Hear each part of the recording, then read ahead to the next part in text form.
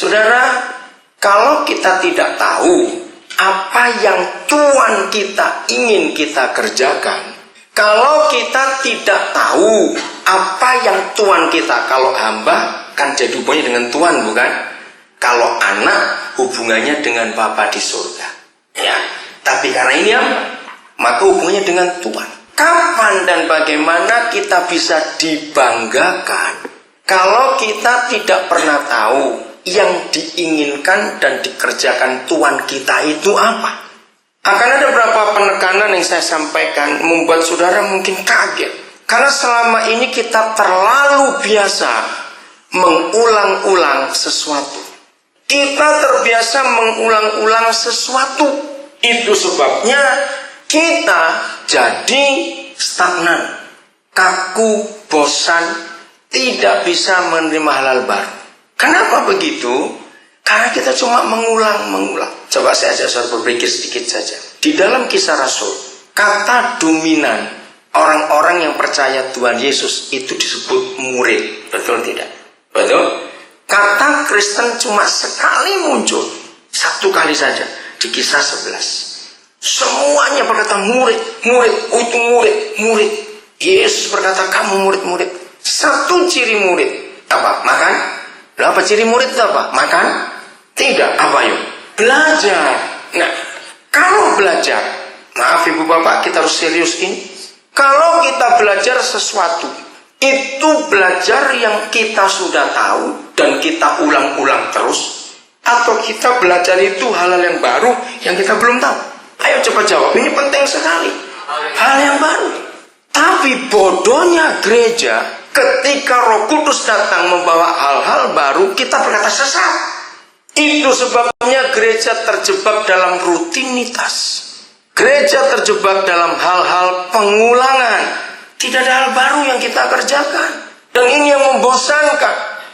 Maka itu setiap kali kita jumpa dengan Roh Kudus, dia itu guru hebat. Yohanes 14 ayat 26 mengatakan, Yohanes 14 26 mencatat aja ayatnya.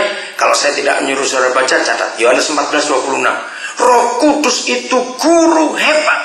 Dia mengajarkan kita tentang berapa hal. Masa lupa? Tentang berapa hal? Segala sesuatu.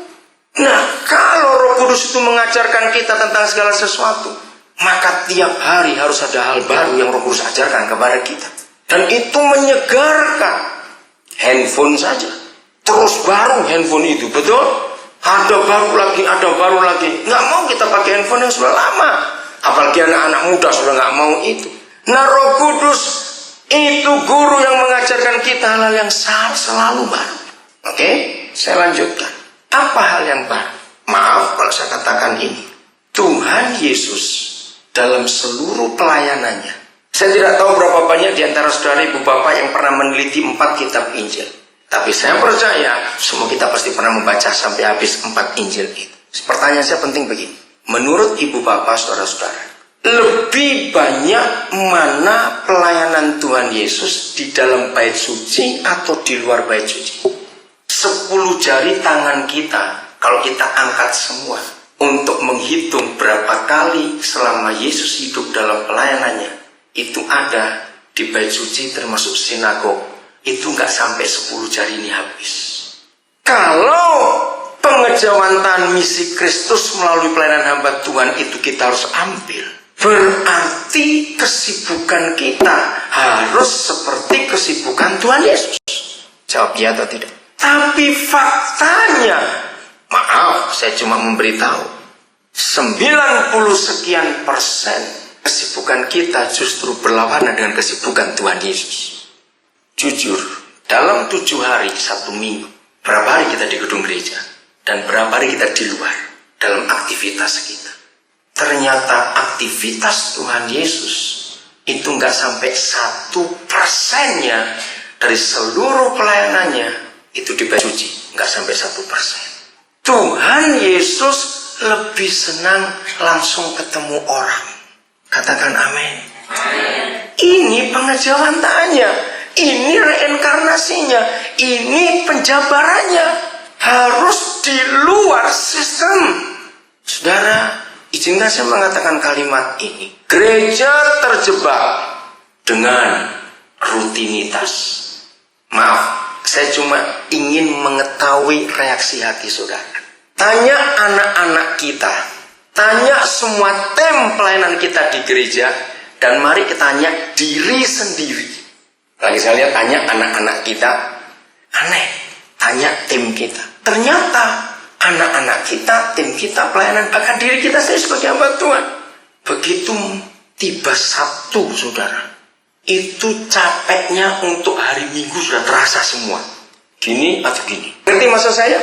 Begitu Sabtu, sudah sampai kayak mau stres. Aduh, besok jam berapa ini? Aduh, mesti pujian dulu. Aduh, ini menyiapkan khotbah. Aduh, bagaimana? Jawab iya atau tidak? Mengapa anak-anak hamba Tuhan juga? Nggak semua ini, nggak semua ya. Begitu mereka tahu hari Minggu, itu sepertinya tersiksa betul. Apalagi kalau kebaktian saudara lebih dari 2 kali kebaktian 1 kali hari Minggu. Itu melelahkan sekali. Habis-habisan tenaga ini. Maka itu kenapa kalau sudah Senin, merdeka! Gitu. Maaf, lelah. Haleluya itu artinya apa? Saya tidak tahu. Dalam hal ini, saudara, padahal Matius 11, 29, 30 mengatakan, kuk yang kupasang itu enak dan bebanku itu ringan. Nah, kalau kita melihat firman itu, lalu kita aplikasikan, kita terapkan, kita pakai untuk hidup pelayanan kita, kan kebalik. Justru mengapa kita rasa berat kalau kita pelayanan? Nah, ini rahasianya. Sebab bukan beban Tuhan Yesus yang kita pikul. Itu beban organisasi. Nah, saya punya istilah begini, jangan marah. Beban mertua jauh lebih berat daripada bebannya Tuhan Yesus. Katakan amin. Betul tidak? Kata ini. Aduh, beban mertua itu berat. Maka itu kalau saudara melayani rasa berat sekali, pasti bukan bebannya Tuhan Yesus. Mungkin beban mertua atau beban organisasi yang saudara pikul. Maka itu capek.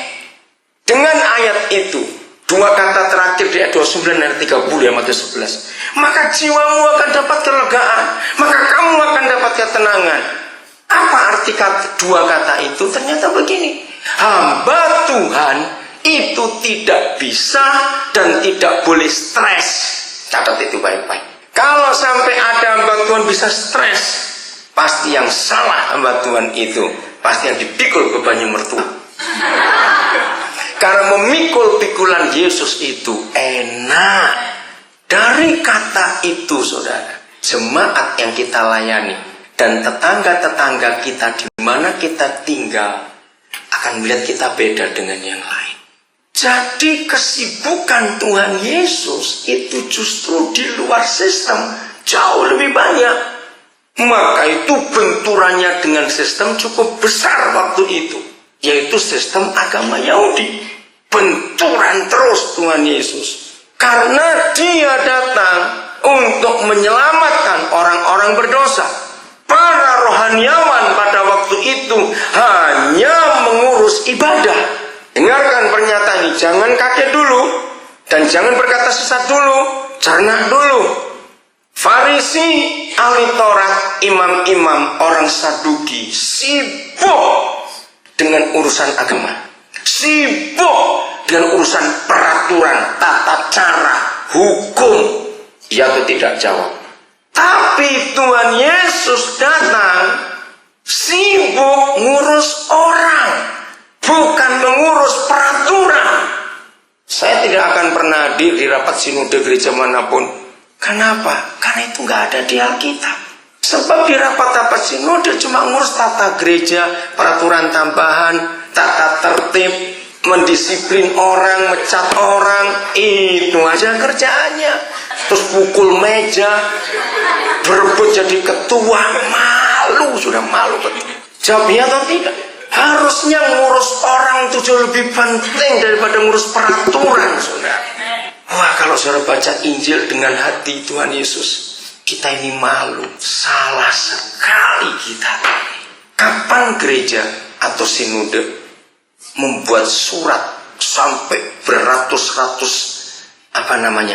beratus-ratus kopi.